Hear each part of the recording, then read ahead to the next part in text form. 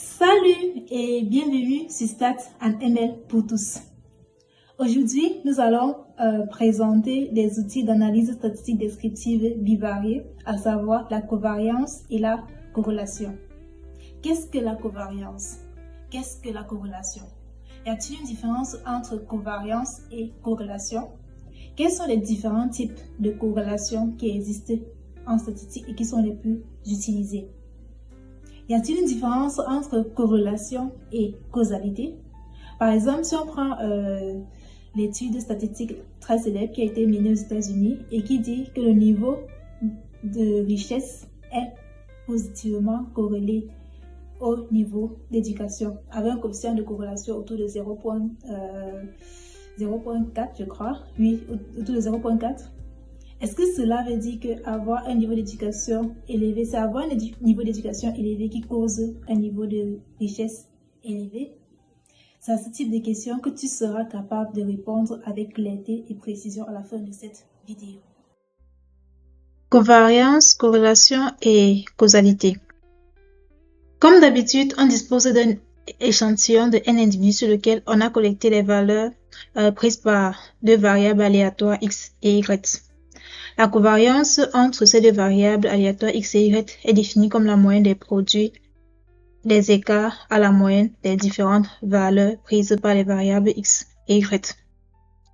La corrélation, c'est la covariance normalisée, c'est-à-dire la covariance divisée par le produit des écarts types.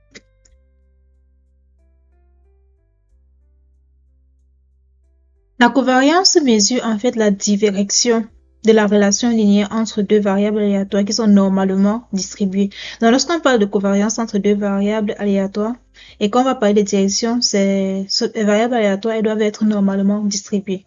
Donc, lorsque les variables aléatoires sont normalement distribuées, la covariance permet de mesurer la direction de la relation linéaire entre les deux variables. Donc, c'est une mesure de dépendance.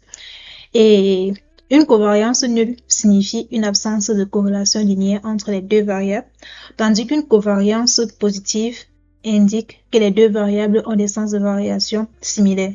Et une covariation négative signifie que les deux variables ont des sens de variation opposés. C'est-à-dire quand l'une varie positivement, l'autre varie négativement. Ici, nous énonçons quelques propriétés que vérifie la covariance. La covariance entre une variable aléatoire x et une constante réelle non nulle est nulle. Pourquoi? Parce qu'il n'y a pas de relation linéaire entre une variable aléatoire et une constante. Parce qu'une constante, en fait, c'est une valeur qui est certaine, alors qu'une variable aléatoire est aléatoire. La covariance entre x et x, c'est la variance de x. Par définition, c'est la variance de x.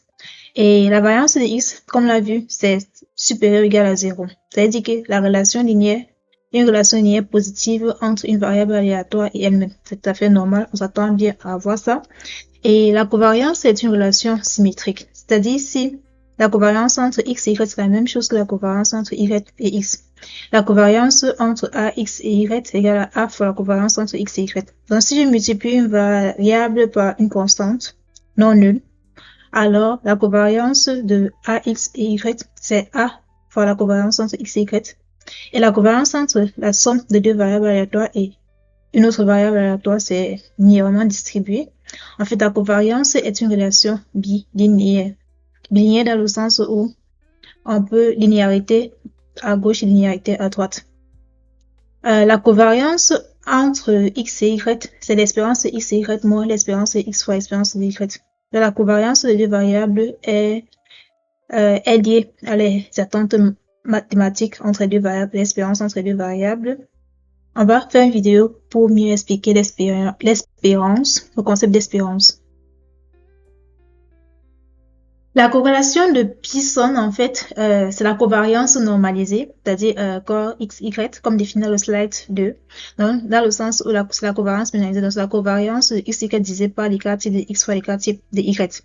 La covariance vient mesurer non seulement la direction de la dépendance entre deux variables aléatoires lorsqu'elle existe, mais aussi l'intensité de cette relation. Cette corrélation varie entre moins 1 et 1. Corrélation de 0, aucune relation linéaire entre les deux variables aléatoires. Une corrélation de 1 va indiquer une relation linéaire positive parfaite. On va prendre par exemple l'exemple d'une variable aléatoire x. La corrélation de X et X, c'est la covariance de X divisé par le produit des écarts type XX, dont la variance est divisée par la variance dans E. Mais il y a une relation linéaire positive parfaite entre une variable aléatoire et elle-même. De la même façon, la relation linéaire négative parfaite lorsque la corrélation est de moins 1. On prend également l'exemple de la corrélation entre une variable X et son opposé moins X. Là, c'est clair, c'est moins 1, c'est une relation linéaire négative parfaite. Comme on l'a dit dans le slide précédent, le coefficient de corrélation de Pearson est basé sur deux faits.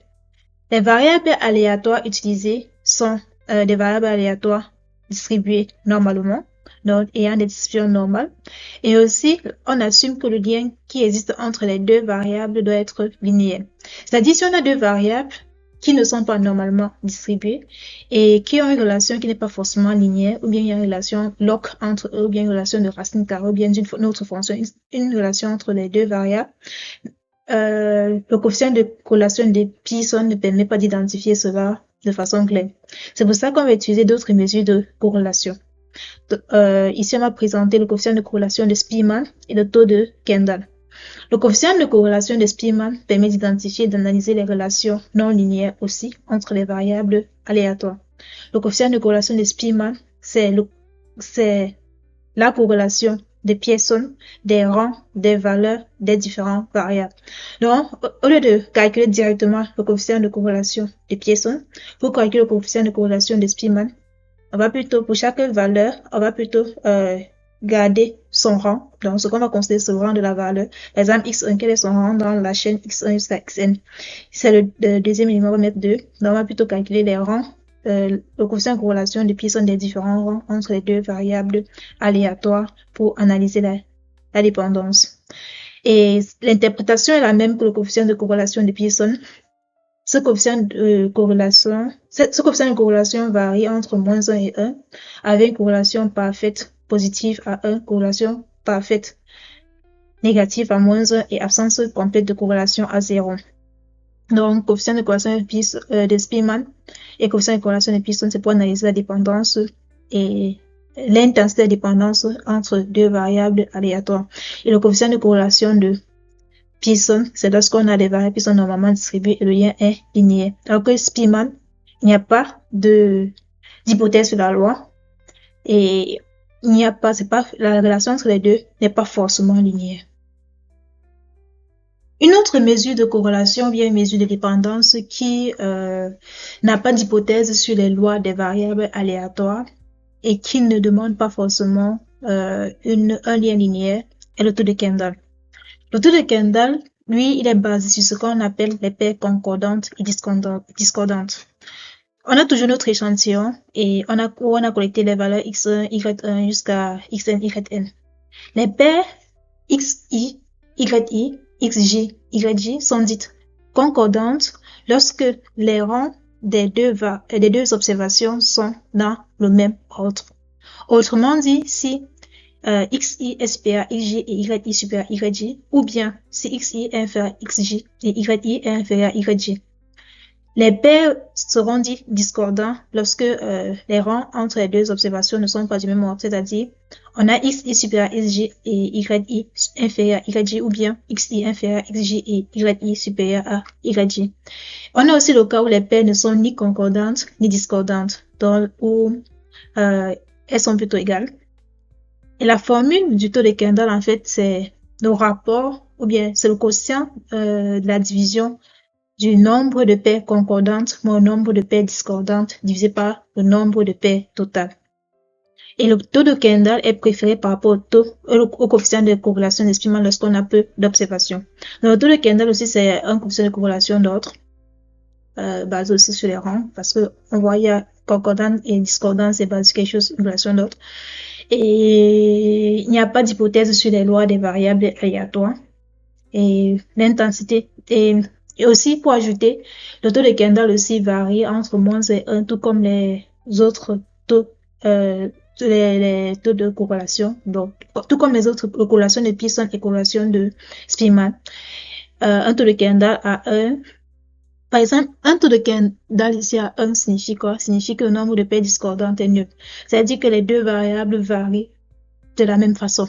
Donc, ils sont concordants. Donc, toutes les paires sont concordantes. C'est dans ce cas qu'on aura un taux de Kendall à 1.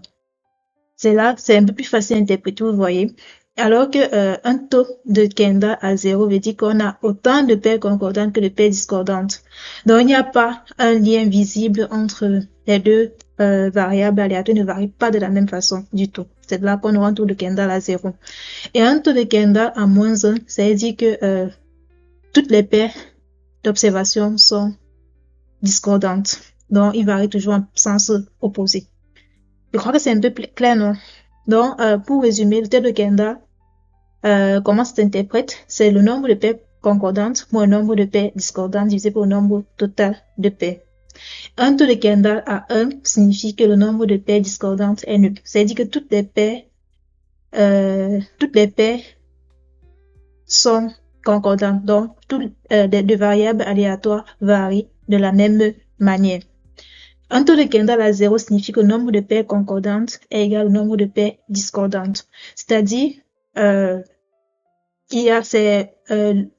les deux variables sont rangées de façon aléatoire entre elles, donc il n'y a pas de lien visible entre les deux variables aléatoires. Et un taux de Kendall à moins 1 signifie que le nombre de paires concordantes est nul, le nombre de paires discordantes c'est le nombre de paires totales. C'est-à-dire nos deux variables il y a une relation de dépendance parfaite entre les deux variables. Et en général, le taux de Kendall, comme on l'a dit, est préféré au coefficient de corrélation d'expériment lorsque l'on a peu d'observations. Pour finir, on va essayer de répondre à cette petite question. Quelle différence entre corrélation et causalité? Le coefficient de corrélation entre deux variables peut s'interpréter comme le poids relatif des caractéristiques qu'elles partagent. C'est bien de garder cela en esprit, c'est que quand j'ai un coefficient de corrélation, quand je prouve qu'il existe une relation statistique entre deux variables aléatoires, ça veut dire qu'il y a des caractéristiques que ces deux variables partagent. Ça ne veut pas forcément dire que c'est l'une des variables qui cause l'autre, ou bien c'est l'autre X qui cause Y, ou bien Y qui cause X. C'est qu'il y a des caractéristiques qu'elles partagent. Donc, le coefficient de corrélation, en fait, c'est le poids relatif des caractéristiques que les deux variables partagent. Dans la majorité des cas, c'est lorsque l'on a détecté ou identifié une corrélation que l'on comprend les causes de ces relations. C'est aussi vrai qu'il y a beaucoup de cas où l'expert métier va te dire, en général, il y a ça qui cause ça. Des fois, lui-même, il ne sait pas pourquoi ça implique ça, ou bien ça explique ceci là, mais bon, c'est comme ça. Et puis, tu ne sais pas trop pourquoi c'est comme ça, mais bon, tu prends la variable et tu vois que c'est très, très corrélé. Et il y a aussi beaucoup de corrélations naturelles qui sont observées, qui ont encore des causes non claires ou établies. On a par exemple, vous avez sûrement entendu le mot régression à la moyenne. L'un des cas les plus courants, c'est que les parents de taille supérieure à la moyenne ont en général des enfants de taille légèrement inférieure à leur taille, tandis que les parents de taille inférieure à la moyenne ont en général des enfants de taille supérieure à la leur. Il y a encore un autre exemple qu'on utilise aussi souvent, c'est que lorsque tu fais un premier examen, quand ton premier examen se passe super bien, ça veut dire qu'au prochain examen suivant, tu vois, ça va se passer bien, mais moins bien que la première. Alors que si à ton premier examen, ça se passait mal, au prochain examen, c'est pas que tu as révisé un peu plus ou quoi que ce soit, mais ça va mieux se passer. Donc, tes notes vont tendre vers la moyenne. De la même façon, les tailles vont tendre vers les moyennes. Donc, la causalité implique la corrélation, alors que le sens inverse n'est pas toujours vérifié. On a fini pour la vidéo de ce jour.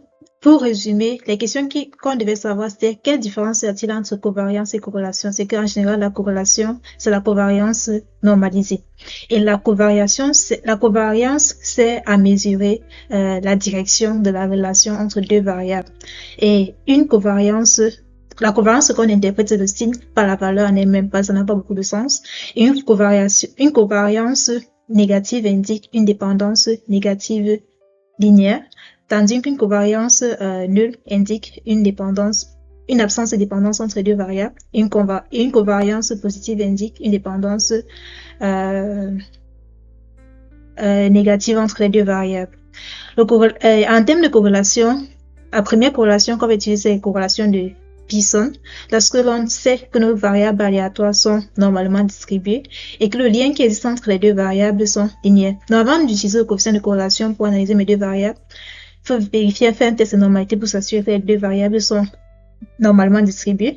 Et en plus, il faut s'assurer que le lien entre les deux variables est linéaire en faisant un nuage de points. Donc, pour voir, il y a une certaine relation linéaire qui s'identifie lorsqu'on fait un nuage de points, lorsqu'on trace un nuage de points.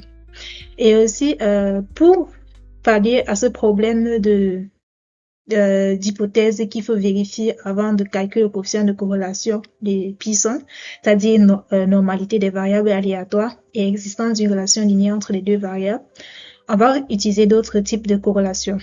D'abord, le coefficient de corrélation de Spearman, qui est le coefficient de corrélation de Pearson des rangs. On va également utiliser le taux de Kendall. Le taux de Kendall, en fait, est basé sur quelque chose qu'on appelle les paires concordantes. Et deux paires sont concordantes si elles varient, si les caractéristiques varient de la même façon. Et un taux de Kendall de 1 signifie que toutes les paires sont concordantes, et un taux de Kendall de moins 1 indique que toutes les paires sont discordantes, donc ont des dépendances négatives. Et un taux de Kendall à 0 signifie que le nombre de paires concordantes est égal au nombre de paires discordantes, c'est-à-dire il y a assez d'aléas pour conclure sur la dépendance entre les deux variables. Et donc, en général, pour analyser la corrélation, si on sait que nos variables sont normalement distribuées ou bien existe une relation linéaire, là on utilise le coefficient de corrélation de Pearson. Mais si on veut éviter, si on ne veut pas vérifier tout ça, on calcule directement le coefficient de corrélation de Spearman ou bien le taux de Kendall.